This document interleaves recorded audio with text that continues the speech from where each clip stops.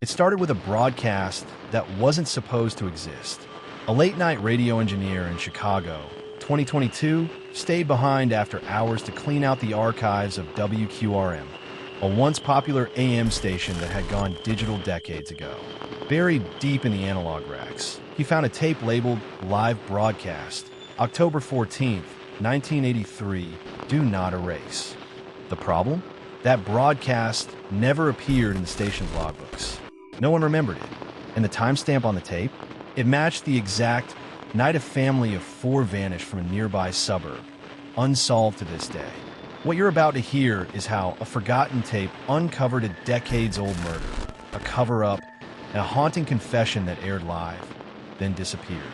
By the end of this story, you'll see how sound itself became evidence, and why this recording was never supposed to be heard again.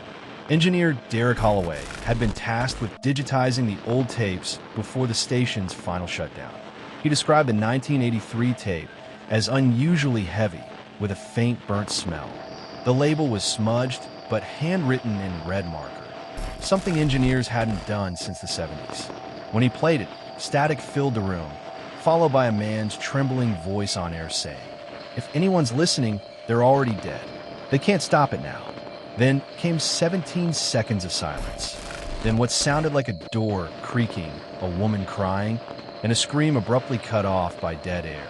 Derek thought it was an old Halloween prank broadcast, but when he checked the program logs for October 1983, there was no listing. He reached out to his supervisor. Within a week, the FBI came knocking. The FBI realized the tape's date matched the disappearance of the Parker family, residents of Addison, Illinois. That night, according to neighbors, a car pulled up to the Parker home around 10:30 p.m. Minutes later, screams were heard. Police arrived to find the front door open, a spilled glass of wine, and a radio still playing WQRM. No bodies, no suspects. The only clue, muddy boot prints leading to the back door, and a single microphone cord lying in the hallway. At the time, the case was dismissed as a home invasion gone wrong. But now, with this tape, everything pointed back to the radio station itself. Investigators traced the voice on the recording to Elliot Marsh, WQRM's charismatic late-night talk host. He disappeared just 3 days after the Parkers did. Police found his car abandoned near Lake Michigan, doors open, radio still running, microphone missing.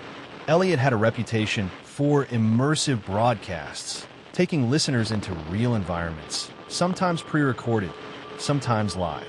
But his final show was never logged, and his producer, Linda Carmichael, claimed he had been working on something big, something that would change the way people think about radio.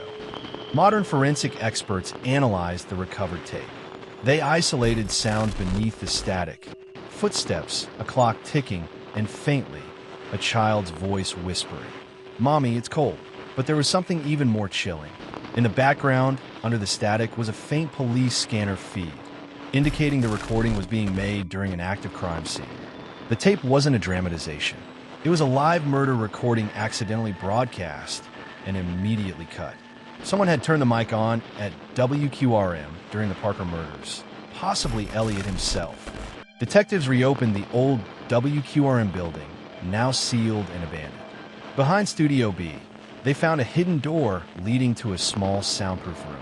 Inside were a reel-to-reel recorder still spooled with matching tape, a microphone with dried blood on its base, and a second label that read, Part 2, Confession.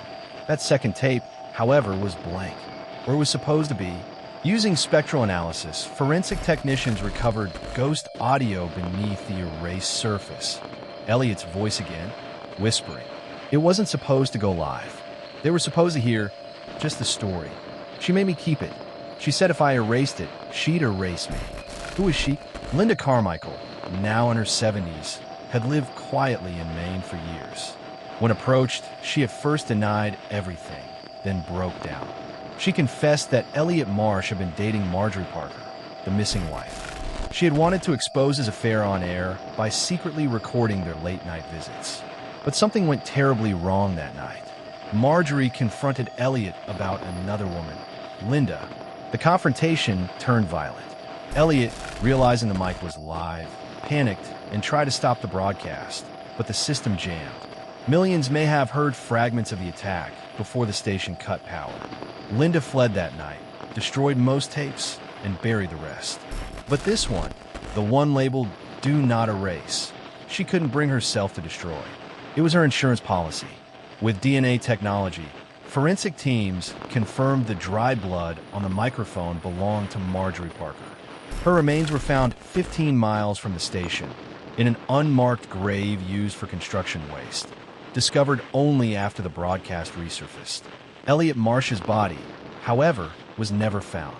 But forensic linguists analyzing the confession tape noted something chilling. The phrasing matched that of a 2021 anonymous podcast called Voices in the Static. The podcaster's voice, when analyzed, shared an 89% match with Elliot Marsh's 1983 recordings. Could he have survived, changed identity, and returned to the airwaves decades later? The final mystery came when the tape was played one last time for archival transfer.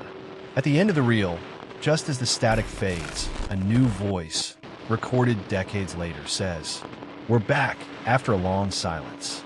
Then it cuts. No one knows who recorded that line. The studio was empty, and the file on Derek Holloway's computer deleted itself seconds after playback. To this day, the FBI's Digital Forensics Unit has never explained how that happened. If voices can survive decades in static, who's to say the dead don't still have something to broadcast? So tell me, was Elliot Marsh murdered and replaced, or did he live long enough to finish a story? And if he did, where is he broadcasting from now?